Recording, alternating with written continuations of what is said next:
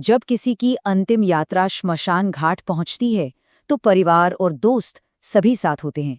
लेकिन असली कहानी तो तब शुरू होती है जब चिता की आग धीरे धीरे बुझने लगती है और एक एक करके सब अपने घर लौट जाते हैं। गरुड़ पुराण हमें बताता है कि मृत्यु अंत नहीं है, बल्कि ये तो एक भयानक और बहुत ही रहस्यमयी यात्रा की शुरुआत है। तो सवाल यही है कि जब शमशान में सब कुछ शांत हो जाता है, सन्नाटा पसर जाता है, तब उस आत्मा के साथ आखिर होता क्या है? चलिए आज इसी गहरे रहस्य से पर्दा उठाते हैं।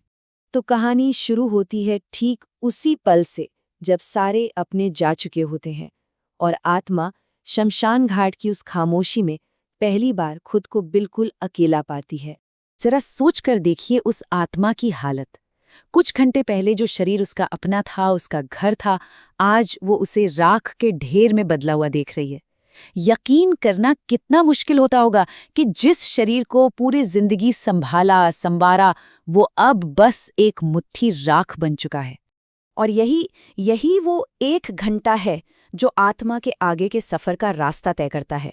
ये वो समय है जब उसे पहली बार ये कड़वा सच महसूस होता है कि अब उसका इस दुनिया से कोई वास्ता नहीं रहा। तो अब देखते हैं कि आत्मा अपने शरीर से तब भी कैसे जुड़ी रहती है और वो कौन सी क्रिया है जो इस आखिरी बंधन को भी हमेशा के लिए तोड़ देती है। आत्मा को ना अब भी कहीं एक उम्मीद होती है कि शायद वो फिर से जिंदा हो सके। वो बार बार उस जलते हुए शरीर के पास जाती है, लेकिन चिता की आग और कुछ अनदेखी शक्तियां उसे अपने ही शरीर में वापस जाने से रोकती हैं। ये मंजर उसके लिए किसी क़यामत से कम नहीं होता। ये एक बहुत ही दर्दनाक पल होता है।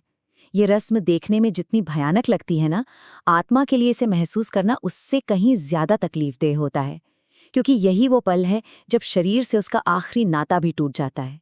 इस क्रिया के बाद, उस आवाज के बाद, आत्मा को ये साफ हो जाता है कि अब वापसी का कोई रास्ता नहीं बचा है। उसका शरीर, उसका सांसारिक जीवन, सब कुछ अब खत्म हो चुका है। चलिए अब उस 1 घंटे की कहानी में और गहरे उतरते हैं, जब आत्मा शमशान की उस डरावनी खामोशी में बिल्कुल अकेली होती है। अब आत्मा एक ऐसी दुनिया में आ जाती है जो नई भी है और बेहद डरावनी भी। उसे अपने चारों तरफ ऐसी भटकती हुई आत्माएं दिखती हैं जो शायद सदियों से मुक्ति का इंतजार कर रही हैं। भूख और प्यास से तड़पते उनके बिगड़े हुए रूप और अजीबोगरीब आवाजें, ये सब देखकर उसका अकेलापन एक गहरे डर में बदल जाता है। इस भयानक मंजर को देखकर आत्मा को अपनी गलतियों और पापों पर पछतावा होने लगता है। वो बस यही सोचती है कि काश मैंने जीवन में कुछ अच्छे काम किए होते तो आज मुझे ये दिन न देखना पड़ता। और अब आता है वो पल जब आत्मा को अपने ही जीवन, अपने ही कर्मों का सामना करना पड़ता है।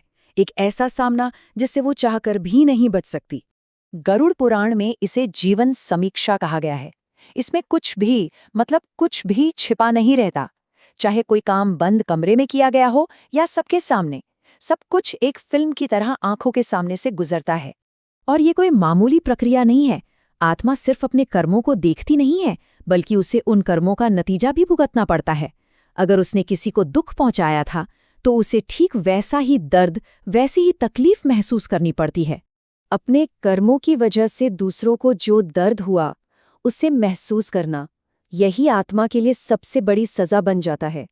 ये पछतावे की एक ऐसी आग है जो उसे अंदर ही अंदर जलाकर रख देती है। अब कहानी एक ऐसे मोड़ पर आती है जहां आत्मा अपने परिवार से फिर से जुड़ने की कोशिश करती है और एक बहुत ही कड़वे सच का सामना करती है। और यहीं पर एक तरफ आत्मा का डर और दूसरी तरफ परिवार की दुनियादारी, इनके बीच का गहरा फासला साफ हो जाता है।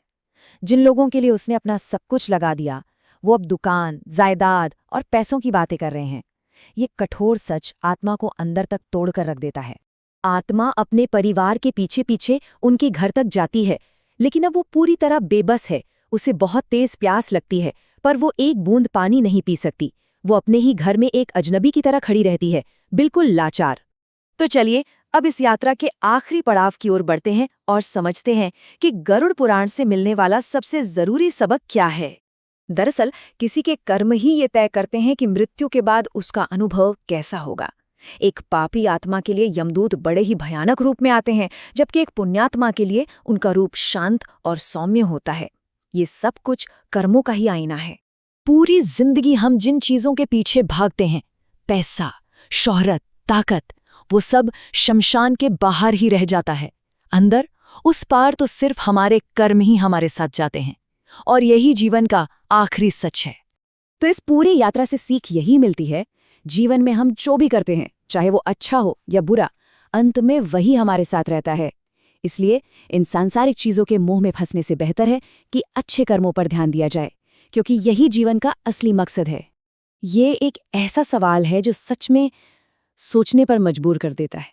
अगर वो 1 घंटा आज किसी का हो, तो कर्म के उस आईने में देखने पर क्या मिलेगा? संतोष या फिर पछतावा? खैर, जवाब चाहे जो भी हो, एक बात तो तय है, अभी देर नहीं हुई है। जब तक ये सांसें चल रही हैं ना, तब तक मौका है।